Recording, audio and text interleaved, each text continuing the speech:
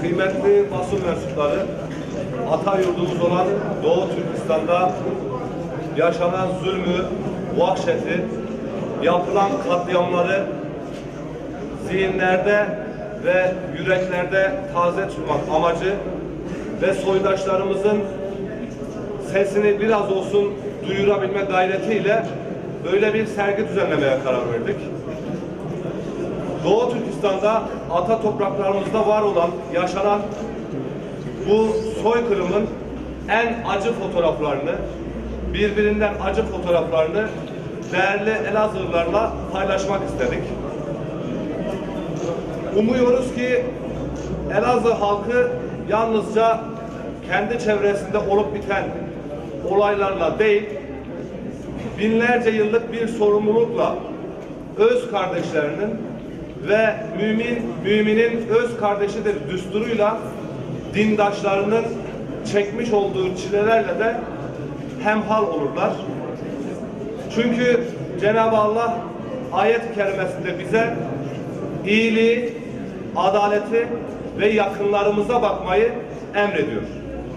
Belki bu etkinlikler bu insanların, soydaşlarımızın yaralarına direkt merhem olmayacak ama vermiş oldukları varlık mücadelesinin, diriliş mücadelesinin bir çığlığı, belki binlerce ağızda bir dua, binlerce yürekte bir yakarış olacak. Evet, orada bir yurt var uzakta. O yurt gidemesek de, varamasak da ata yurdumuzdur. Ve orada yaşayan insanlar da bizim hem din hem de kan kardeşimizdir. Namaz kılmayı, oruç tutmayı, Kur'an okumayı yasaklayan, Türk kadınlarına zorunlu bir kısırlaştırma politikası uygulayan Komünist Çin'in kapalı kapılar ardında işlemiş olduğu insanlık suçunu her ne kadar uluslararası kamuoyu görmezden gelse de biz din kardeşlerimizin çekmiş olduğu çileleri unutturmayacağız ve her platformda haykıracağız. Buna mecburuz. Niye mecburuz onu söyleyeyim. Haykıracağız. Çünkü alemlere rahmet olarak gönderilen Peygamber Efendimiz buyurmuştur. Haksızlık karşısında susan dil, dilsiz şeytandır. Haykıracağız çünkü yaşanan olaylar ve tecrübelerimiz bize göstermiştir ki Müslüman Türk'ün dostu yine Müslüman Türk'tür. En yüksek sesten haykıracağız. Çünkü feryat eden Müslüman Türk olduğu zaman hür dünya sessizdir, sağırdır. Evet, haykıracağız. Çünkü gerek Çin, gerekse İsrail küfürdür. Yani aynı millettir, tek millettir ve aslında kendilerine yakışanı yapmaktalardır. Biz de kendimize yakışanı elimizden geldiği kadar yapacağız. Doğu Türkistan davası, Doğu Türkistan sahipsiz değildir. Bu etkinliği düzenleyen Elazığ Ülke Ocakları Türk Dünyası masasına bize bu etkinlikte kullanılmak üzere fotoğraf gönderen Doğu Türkistan Marif ve Dayanışma Derneği Genel Merkezi'ne ve İstanbul'dan sırf sergimiz için bir günlüğüne Elazığ'a gelen aynı derneğin değerli genel merkez yöneticilerine, bu fotoğrafları büyük bir titizlikle düzenleyen öğretim görevlisi Atilla Şirin hocamıza, bu salonu bize tahsis eden eski belediye başkanımız Behçet Susmaz beyefendiye ve bu organizasyonda emeği geçen, bu organizasyona vesile olan tüm teşkilat mensuplarımıza teşekkür eder. Elazığ kamuoyuna tekrardan 40 milyon nüfusuyla bir Doğu Türkistan'ın var olduğunu, işgal altında olduğunu, zulüm altında olduğunu hatırlatır, saygılarını sunar. Osman Batur'un, İsa Yusuf Altekin'in, Hacı Barat'ın ölümsüz ruhlarına ve Rabia Kadir'in mücadele aşkına selam olsun. Okunan ezanlar ve dalgalanan gök bayraklarla yaşasın bağımsız Doğu Türkistan. Yaşasın bağımsız Doğu Türkistan! Yaşasın!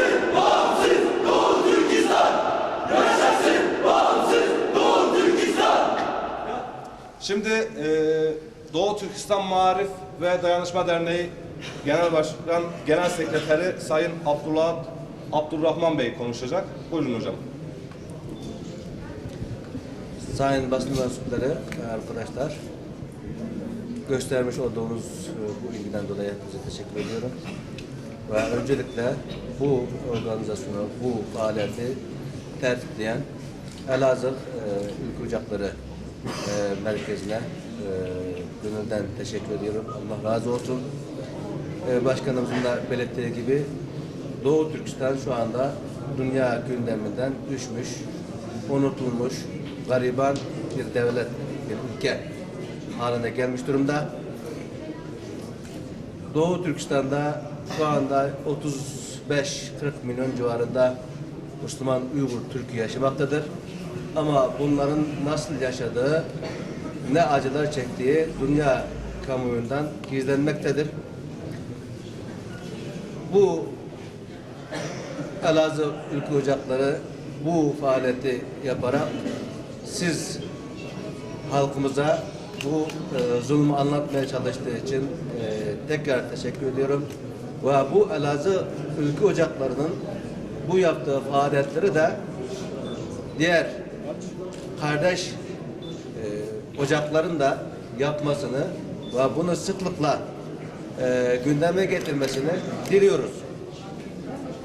Evet, Doğu Türkistan'da 35 milyon Uygur Türk'ü zulüm görmektedir. Başkanımızın da belirttiği gibi orada dünyada, şu andaki dünyamızda görülmemiş bir zulüm. Devam et. Ben örnek olarak kendimden bahsedeyim. Ben dış dünyaya çıkalı 28 sene oldu. Orada 8 tane kardeşim var. 28 seneden beri onları görme imkanına sahip olamadım. Bir kardeşim 19 sene hapse mahkum oldu. Suçu da sokakta, caddelerde broşür dağıtmak idi. Ondan dolayı 19 sene hapse mahkum oldu. Bir halam da hamile olduğu için 8. ayda çocuğu alındı ve çocuğu çöpe atıldı. Böyle bir dünyadan, böyle bir coğrafyadan bahsediyoruz. Doğu Türkistan. Orada insan haklarından bahsediliyor şu anda dünyada. Orada insan hakları diye bir şey yok. Şu anda Doğu Türkistan'da doğan çocukların yarısından fazlası kimliksizdir. Neden? Çünkü orada 2'den fazla çocuğun dünyaya gelmesine izin vermiyorlar. Ve bizim Doğu Türkistanlı Türkler de Çin'in bu siyasetine karşı fazla çocuk yapma gayreti içerisinde ve her ailede 5-6'dan çocuk var. Ve 2'den fazlası olan bu çocukların 3-4 hatta 5-6-7 olsun, bunların hepsi kimliksizdir. Dolayısıyla ne hastaneye gidebilir, ne eğitim alabilir, ne herhangi bir hakka sahip olabilir. Böyle bir dünya, böyle bir bölge Doğu Türkistan. Doğu Türkistan şu anda dünya gündeminden düşmüş durumda. Yani insanlar bundan habersiz yaşıyorlar. Ama yanı başımızda Filistin olunca, Kobani olunca kıyamet kopuyor. Filistin doğru bizim kardeşimiz. Orası bizim ikinci kıblemiz. Ama insan kendi kardeşine sahip çıkmaz mı? Doğu Türkistan'da insanlar ölürken, bu kadar zulümler yapılırken, daha geçen hafta Çin'in Güvenlik Konseyi Başkanı ve beraberinde bir heyetle Ankara'ya geldiler. Ve burada bir takım görüşmeler yaptı. Çin Güvenlik Konseyi'nin ne işi var Türkiye'de? Bunu soruyorum yetkililerden. Ne işi var Çin Güvenlik Konseyi'nin burada? Halbuki Çin Güvenlik Konseyi kendi ülkesinde faaliyet göstermesi gerekirken Türkiye'ye geliyor ve Türkiye'deki emniyet mensuplarıyla ve güvenlik güçleriyle görüşmeler yapıyor. Ama muhalefete de sorusu soruyorum. Neden sesinizi çıkarmıyorsunuz? Çin'de soruyorlar. Bazı kardeşlerimiz soruyor. Çin'i ne zaman bitireceğiz diyorlar. Bizim Çin'i bitirecek gibi bir derdimiz yok. Çin gitsin, kendi devletinde, kendi vatanında yaşasın. Bizim onlarla bir derdimiz yok. Ve bizi Çinliler terörist, bölücüler diyorlar. Biz Çin'i bölmek istemiyoruz. Çünkü biz hiçbir zaman Çin'in bir parçası olmadık, olmayacağız. Ve insanlar soruyorlar. Siz nasıl da Çin'e karşı gelemiyorsunuz diyor. Aslında sorması gereken şu. Siz bu kadar güce, bu kadar zulme rağmen nasıl ayakta kalabildiniz? Nasıl hayatta kalabildiniz? Bunu sorması gerekirken neden siz Çinlileri yenemiyorsunuz diye sorular sorulur. Biz atalarımız Çinlilere karşı savaşmış. 200 sene Pekin işgal etmiş. Ve sonradan Çin bizi işgal etmiş. 200 sene biz onları hükmetmişiz. Onlar daha bize 60 seneden beri hükmediyorlar. Ve inşallah bir gün gelecek. Doğu Türkistanların gayretiyle, o cesur halkın gayretiyle ve Türkiye'deki kardeşlerimizin yardımlarıyla bir gün Doğu Türkistan'da bağımsız Türk Cumhuriyeti kurulacak.